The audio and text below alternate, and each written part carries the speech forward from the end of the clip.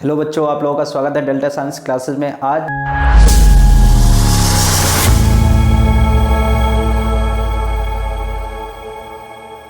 हम लोग नेक्स्ट जो इम्पोर्टेंट क्वेश्चन है वो लेकर आए देखने वाले हैं। अभी तक हम 2 क्वेश्चन करा चुके हैं और तीसरा इम्पोर्टेंट क्वेश्चन हम लोग लेके आए हैं। तो चलिए देखते हैं क्वेश्चन क्या कर रहा है। Explain the principle and working of cyclotron with the help of the diagram. किसके थ्रू हमको एक्सप्लेन करना? डायग्राम के through. And write the expression for cyclotron frequency. क्या करना है हमको? जो साइक्लोट्रॉन का फ्रीक्वेंसी है उसको भी, उस इक्वेशन को भी क्या करना है? ड्राइव करना है। तो चलिए देखते हैं एक्चुअल में साइक्लोट्रॉन होता क्या है वो देख लीजिए। Cyclotron is a machine to accelerated charge particle. हम क्या करते हैं इसमें, एक जो साइक्लोट्रॉन होता है वो क्या है? एक मशीन है जिसके थ्रू हम क्या करते हैं, किसी भी चार्ज पार्टिकल को एक्सेलरेट करवाते हैं। क्या एक्सेलरेट का मतलब क्या होता है? उसके स्पीड को बढ़ाना। क्लियर है बच्चों?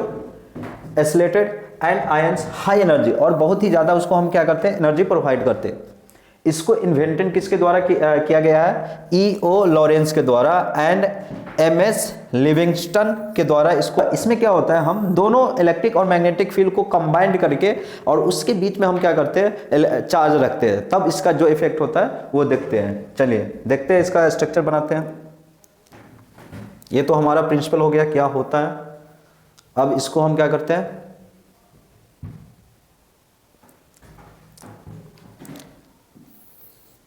इसका कंस्ट्रक्शन देखिए। इसमें 2 हम क्या लिखे? डीज लिए है। एक D1 शेप का 2, इसको हम क्या कहते हैं? डीज कहते हैं। ये हमारा D1 हो गया और ये D2 हो गया, और दोनों को क्या रखेंगे? नज़दीक में रखेंगे। क्लियर बच्चों? यहाँ एक मैग्नेटिक फील्ड ले लेंगे पूरे। यहाँ पे हमारा क्या होगा? मैग्नेटिक फील्ड होगा। और जो मैग्नेटिक फील्ड होगा वो कैसा होगा? इसमें पूरे में क्या होगा? मैग्नेटिक फील्ड होगा।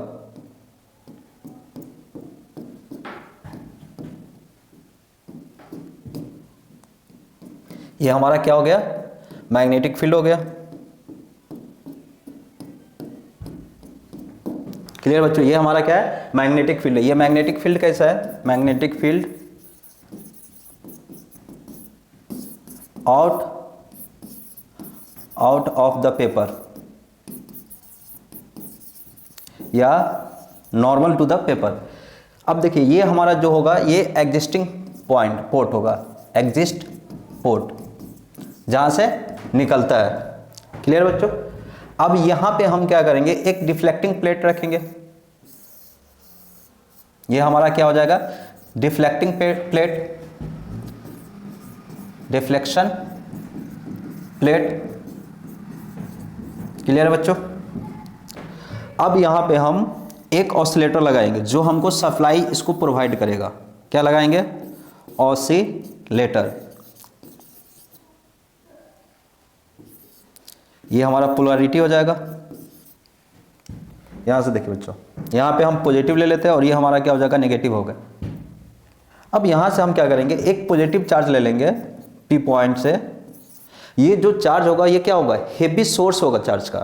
क्लियर है? यहां से आपको देखिए, ये हमारा मैग्नेटिक फील्ड है। अब यहां पे हमारा पॉजिटिव नेगेटिव चार्ज है, तो यहां से देखिए जो इलेक्ट्रिक फील्ड का जो डायरेक्शन होगा वो क्या होगा? पॉजिटिव से नेगेटिव इसके तरफ जाएगा। तो यहां से ये इसको अट्रैक्ट करेगा। लेकिन यहां पे देखिए आपको ये मैग्नेटिक फील्ड भी है यहां पे, तो मैग्नेटिक फील्ड ये इलेक्ट्रिक फील्ड इसको इस प्रकार से मूव कराएगा।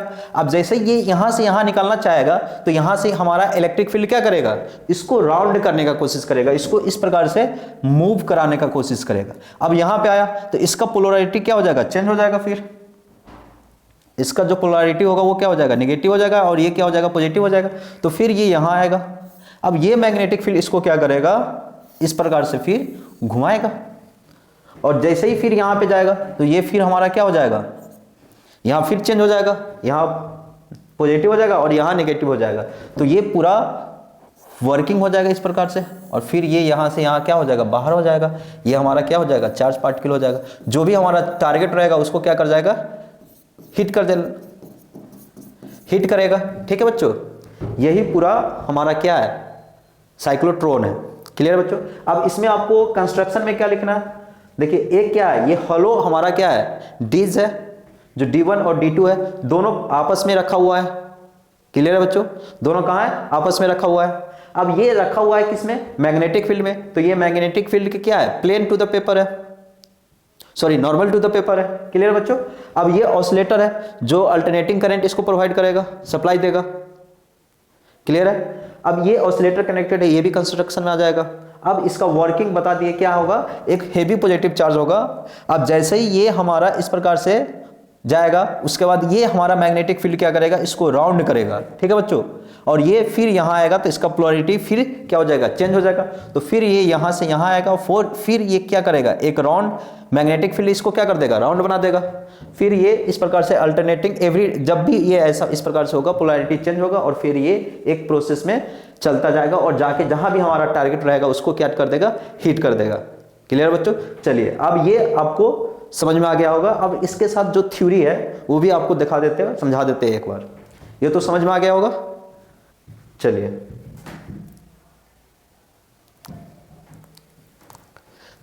अब इसका थ्योरी देख लीजिए। ये हमारा क्या है, कंस्ट्रक्शन का है।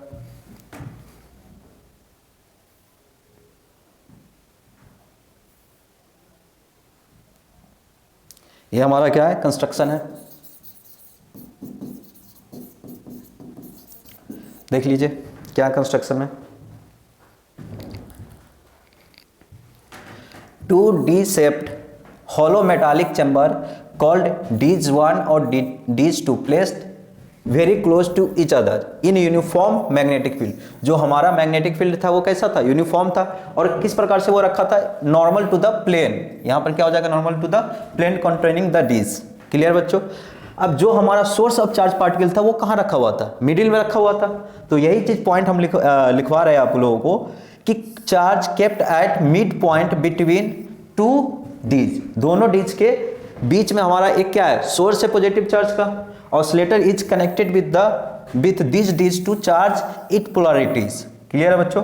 ये हमारा क्या है, ये 3 पॉइंट आपको रिमेंबर रखना है जो हमारा क्या होता है, कंस्ट्रक्शन में आता है। क्लियर बच्चों। अब इसका वर्किंग देख लेते हैं। क्या देखेंगे, वर्किंग देखेंगे।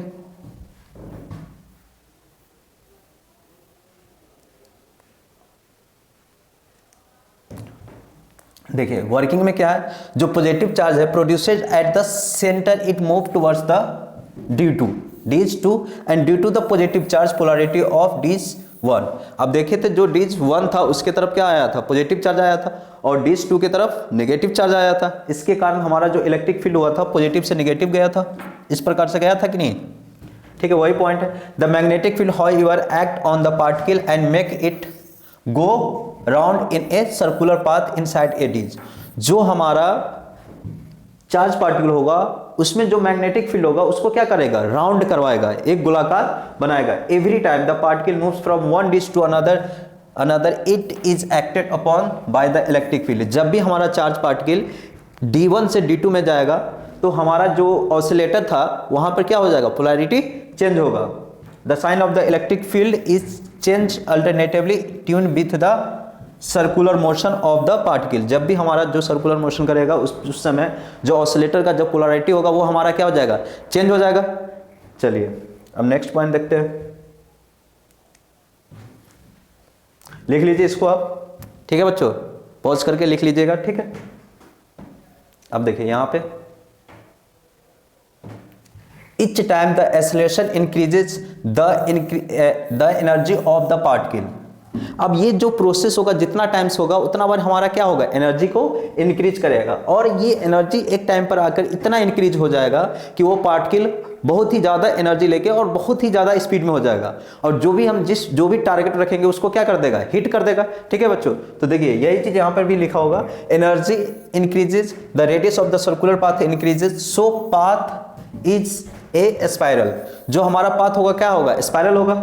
It is clear that radius of their path goes on increasing each time their kinetic energy क्या हो जाएगा, इंक्रीज कर जाएगा। जो हमारा काइनेटिक एनर्जी होगा क्या होगा, इंक्रीज करेगा। अब जो चार्ज पार्टिकल होगा उसके पास क्या आ जाएगा, बहुत ही ज़्यादा स्पीड आ जाएगा। जब ज़्यादा एनर्जी रहेगा तो क्या हो जाएगा, ज़्यादा स्पीड आ जाएगा। एंड हिट, ये क्या करेगा, हिट करेगा टारगेट को, जो भी हमारा टारगेट रहेगा उसको हिट करेगा। क्लियर बच्चों। चलिए ये लिख लीजिए आप। तो अब देखते हैं हम फ्रीक्वेंसी, साइक्लोट्रॉन फ्रीक्वेंसी कैसे निकलेगा। तो देखिए जो हमारा चार्ज पार्टिकल था जो मूव किया था, किस प्रकार से मूव किया था, स्पाइरल के फॉर्म में। तो यहाँ पे जब चार्ज मूव करेगा तो यहाँ हर पॉइंट पर क्या होगा, एक सेंट्रीपिटल फोर्स लगेगा। तो ये जो सेंट्रीपिटल फोर्स होगा Fc इक्वल टू क्या हो जाएगा, Q into V cross B। Clear बच्चों। अब जानते हो मैग्नेटिक फील्ड और चार्ज पार्टिकल एक दूसरे के क्या था, नॉर्मल था, परपेंडिकुलर था। तो उस केस में जो हमारा थीटा होगा वो कितना हो जाएगा, 90 डिग्री हो जाएगा, थीटा इक्वल टू 90 डिग्री। तो यहाँ से सेंट्रीपिटल फोर्स लिखेंगे तो कितना हो जाएगा, mv² upon r equal to Q VB sine theta. तो theta equal to 90 degree, theta क्या हो जाएगा 90 डिग्री पुट करेंगे तो mv² upon r equal to Q VB sine 90। Sine 90 का वैल्यू कितना होता है 1, तो mv² upon r Q VB, ये v से भी कैंसिल, तो r इक्वल टू हमारा क्या हो जाएगा mv अपॉन QB। क्लियर बच्चों। अब हम यहाँ से हम क्या निकालेंगे, साइक्लोट्रॉन फ्रीक्वेंसी निकालेंगे।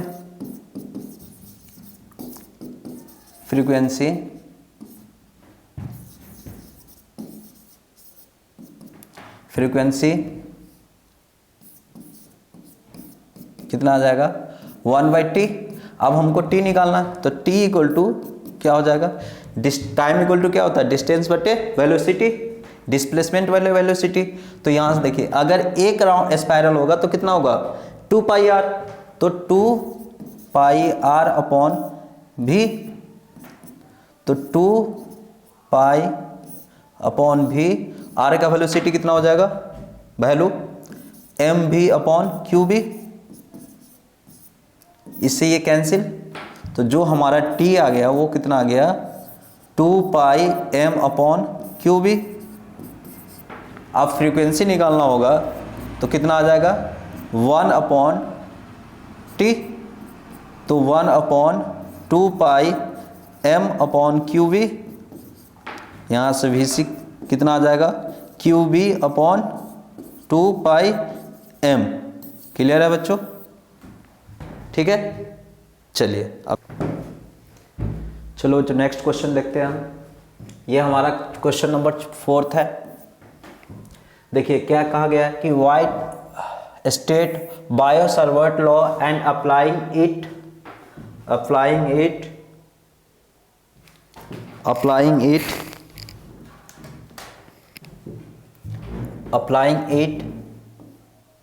it find an expression for magnetic field at a point on axis of a circular coil carrying electric current। ठीक, तो पहले हम क्या करेंगे, बायो-सावर्ट लॉ निकालेंगे।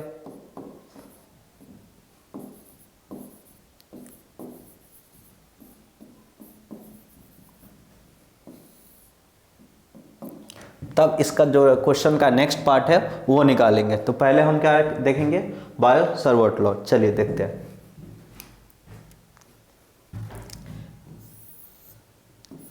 इसमें करंट आई फ्लो कर रहा है, एक पॉइंट है यहाँ पे P पॉइंट मान लेते हैं। तो इसी पॉइंट पर हमको क्या निकालना है, मैग्नेटिक फील्ड निकालना है। इस पॉइंट पर हमको क्या निकालना है, मैग्नेटिक फील्ड निकालना है इस पॉइंट पे। तो देखिए यहाँ पे हम क्या करेंगे, एक एलिमेंट्री करंट ले लेंगे। क्या लेंगे, एलिमेंट्री करंट, ये I मान लेते हैं, IDL ले लेंगे। क्या ले लेंगे, IDL। तो यहाँ से हम जब देखेंगे इस प्रकार से इसको, तो ये हमारा डिस्टेंस कितना हो जाएगा r, स्मॉल r ले लेते हैं, और ये एंगल कितना हो जाएगा थीटा, कितना थीटा हो जाएगा।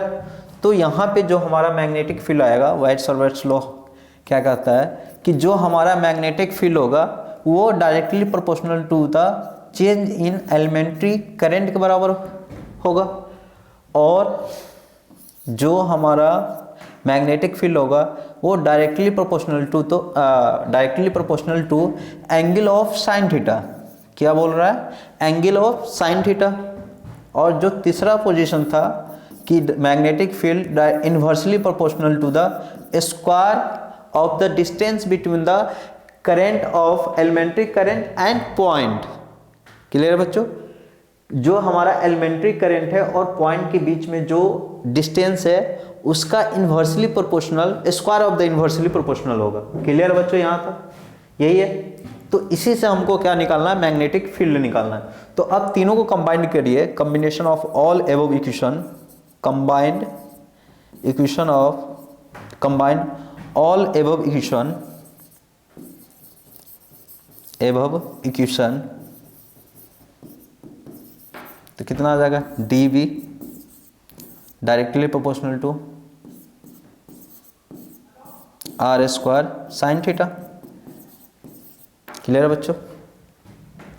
अब यहाँ से D V proportionality sine remove करेंगे तो एक क्या कांस्टेंट आएगा, K I D L R square sine theta. Clear है बच्चों। अब यहाँ से आप देखिए, ये भी हमारा क्या आ गया, एक इक्वेशन आ गया। अगर अब यहां से देखिए बच्चों, dv सॉरी k का वैल्यू कितना होता है, ये k कांस्टेंट होता है जिसका वैल्यू 10⁻⁷ होता है। अब जानते हैं, क्या जानते हैं, इसको हम इस प्रकार से लिख सकते हैं, μ0/4π।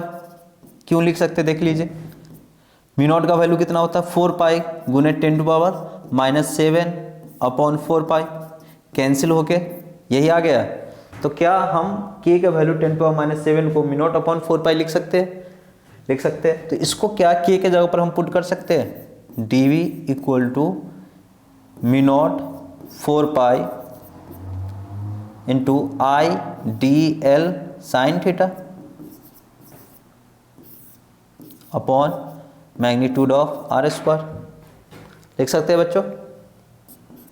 चलिए अब यहाँ से देखिए, ये हमारा क्या है, अभी मैग्नीट्यूड के फॉर्म में।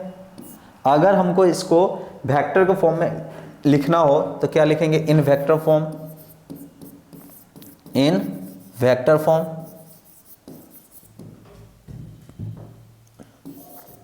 dv equal to μ0, dv equal to μ0/4π I D L sine theta upon magnitude of R का स्क्वायर इंटू यूनिट वेक्टर। क्या लिख सकते हैं वेक्टर में, यूनिट वेक्टर। आप जानते हैं यूनिट वेक्टर को किस प्रकार से लिख सकते हैं, R vector upon magnitude of R. तो यहाँ पे पुट करेंगे तो क्या हो जाएगा, μ0/4π I D L sine theta upon magnitude का आर का स्क्वायर, और यहाँ पे क्या पुट करेंगे, R upon magnitude of are.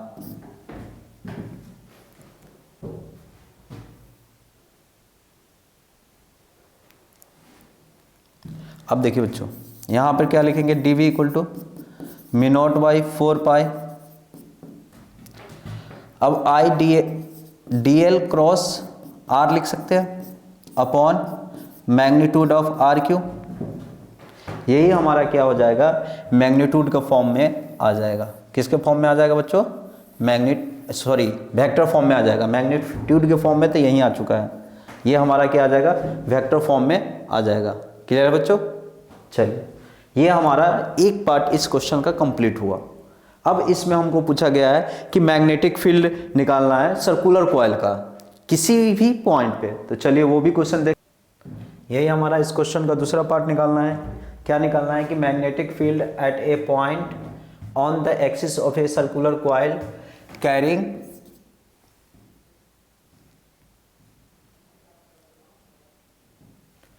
magnetic field at a point on the axis of a circular coil carrying electric current।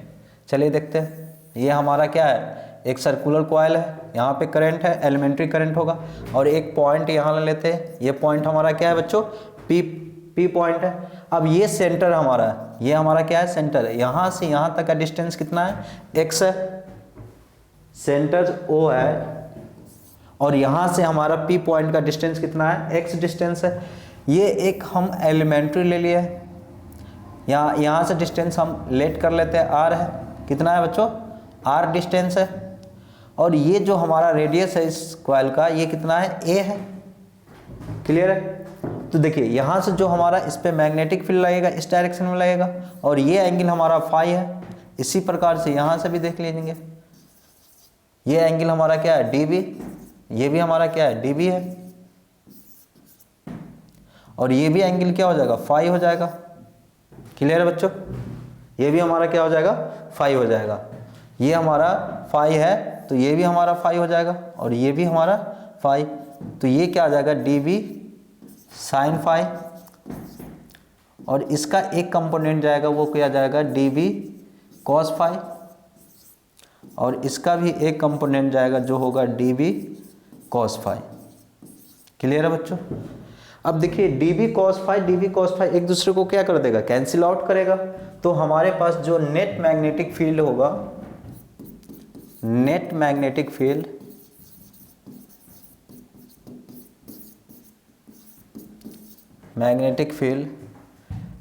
at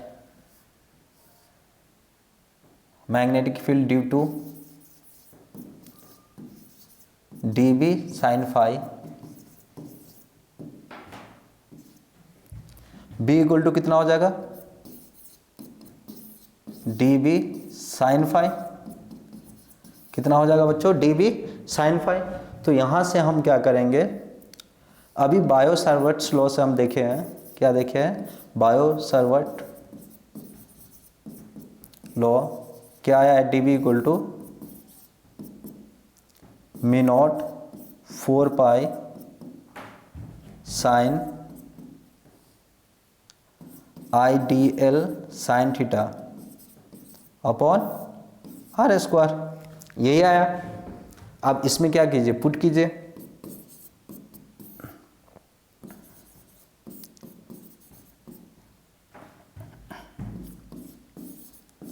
D L sine theta का value कितना हो जाएगा।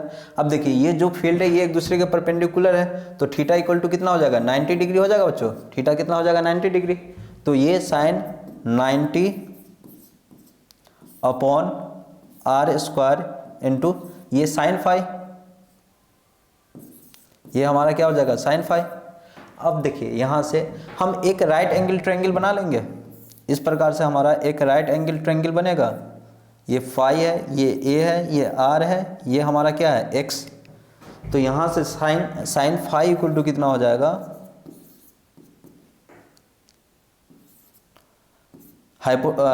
Length perpendicular upon hypotenuse. तो ये हमारा perpendicular length है, ये हमारा क्या हो गया, हाइपोटेनस हो गया। तो यहाँ जब पुट करेंगे तो जो भी कांस्टेंट है उसको हम क्या कर देंगे, बाहर कर देंगे। तो mu naught upon 4 pi I D L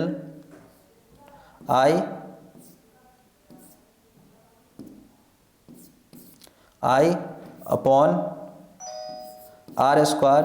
अब साइन फाई को क्या करेंगे, ए बाई आर आया इंटू डी एल।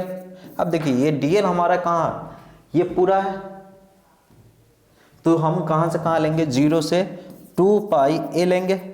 यहाँ हमको क्या करेंगे, इंटीग्रेशन करेंगे। तो चलिए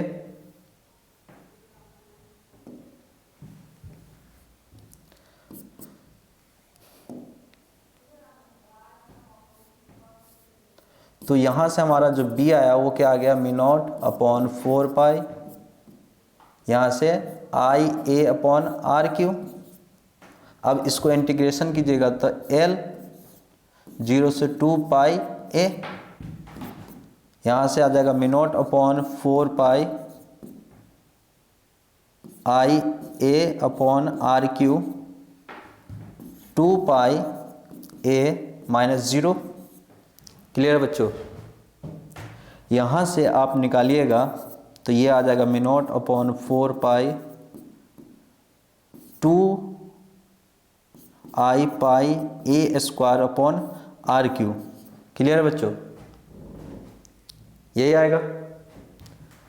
अब यहाँ से देखिए, अगर ये हमारा x है, ये a है, तो r का वैल्यू पाइथागोरस थ्योरम से हम निकालेंगे r square equal to A square plus X square. तो यहाँ से r का वैल्यू निकालेंगे तो a square plus X square to the power 1/2 हो जाएगा बच्चों। ये हम कहाँ से लाए? पाइथागोरस थ्योरम यूज करके हम r का वैल्यू फाइंड आउट कर लिए। अब इस r के वैल्यू को हम क्या करेंगे? इस पॉइंट पर पुट करेंगे।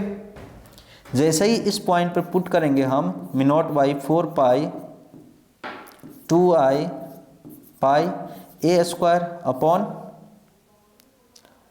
ए square plus X square to the power कितना हो जाएगा? यहाँ देखिए पावर 3 है, यहाँ पावर 1/2 है, तो क्या हो जाएगा? 3/2 हो जाएगा बच्चों।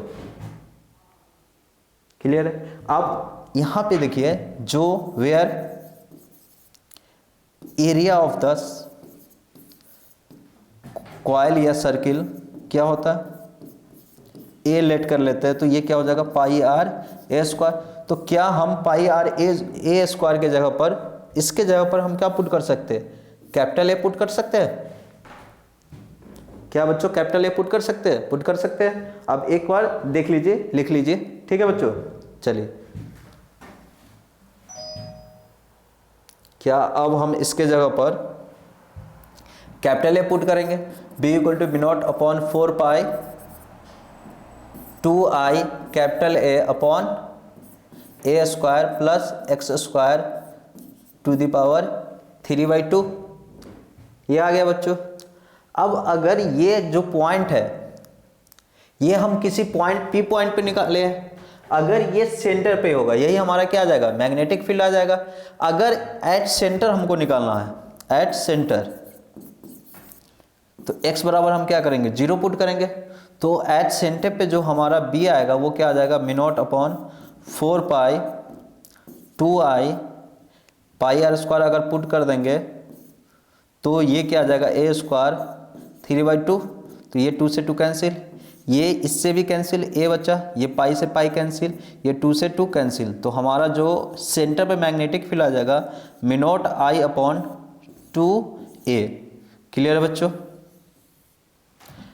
अब देखिए, ये हमारा ओरिजिनल है, ये सेंटर पर का आ गया। ये आप किसी भी पॉइंट पे निकाल सकते हैं। मैग्नेटिक फील्ड इस प्रकार से आएगा, बस x का वैल्यू आप चेंज करते जाइए, ठीक है बच्चों। तो उस पॉइंट पे हम निकाल सकते हैं। अब यहाँ से इसमें हम क्या करेंगे? n से मल्टीप्लाई करेंगे। n क्या? ये नंबर ऑफ जो कॉइल था वो 1 था, इसलिए यहाँ पर n का वैल्यू 1 है। अगर ये number of turns equal to n है, तो जो हमारा मैग्नेटिक फील्ड आएगा B इक्वल टू, ये स्पेशल केस है, ये ऑब्जेक्टिव में आपको देखने को मिलेगा। B equal to mu naught by 4 pi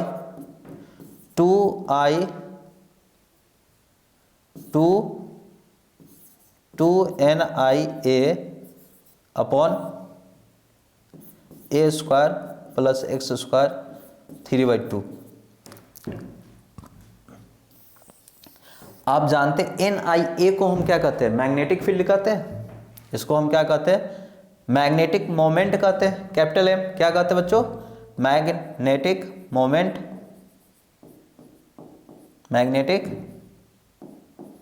moment बोलते हैं। क्या बोलते हैं बच्चों? Magnetic moment. तो यहां से हमारा जो B आ जाएगा वो क्या आ जाएगा? Mu naught upon 4 pi 2 capital M upon A square plus X square 3/2। Clear बच्चों? एट सेंटर, इसमें भी अगर हम सेंटर पर निकालेंगे तो x इक्वल टू क्या हो जाएगा? 0। जैसे ही x 0 हो जाएगा तो क्या आ जाएगा? Mu naught by 4 pi upon 4 pi capital 2m upon A cube. ये आ जाएगा बच्चों। यहाँ से देखिए, ए स्क्वायर से स्क्वायर कैंसिल, तो ए क्यू आ जाएगा। तो यही हमारा क्या चला जाएगा? आंसर चला जाएगा। तो ये दोनों आपको ऑब्जेक्टिव में भी पूछा जा सकता है, इसलिए ये डेरिवेशन करवा दिए। तो इसको आप रिमेंबर रखिएगा। बाकी ये तो डेरिवेशन है, यहीं तक आपका सोल्यूशन आ जाएगा मैग्नेटिक फील्ड का। क्लियर बच्चों, ये दोनों स्पेशल केस है, आपको रिमेंबर रखना होगा कि ऑब्जेक्टिव में पूछ दिया जाएगा कि बताइए एक सर्कुलर रिंग है, उसके कोई भी सेंटर पे हमारा मैग्नेटिक फील्ड कितना आएगा। क्लियर बच्चों, ये ऑब्जेक्टिव में आया हुआ भी क्वेश्चन है, तो आप इसको रिमेंबर रखिए। और आपको और क्वेश्चन 1-2 दिन में 2-3 क्वेश्चन और मिल जाएगा, वो देख लीजिए। आपको टोटल 15 to 20 क्वेश्चन मिल जाएगा मेन, जो आपको बोर्ड एग्जाम 2024 में आने वाला है। इसी 15-20 क्वेश्चन में से आपको 4 से 5 क्वेश्चन देखने को मिल जाएगा, जो 5 नंबर का होगा, जो 5 मार्क्स का होगा। ठीक है बच्चों, थैंक यू सो मच।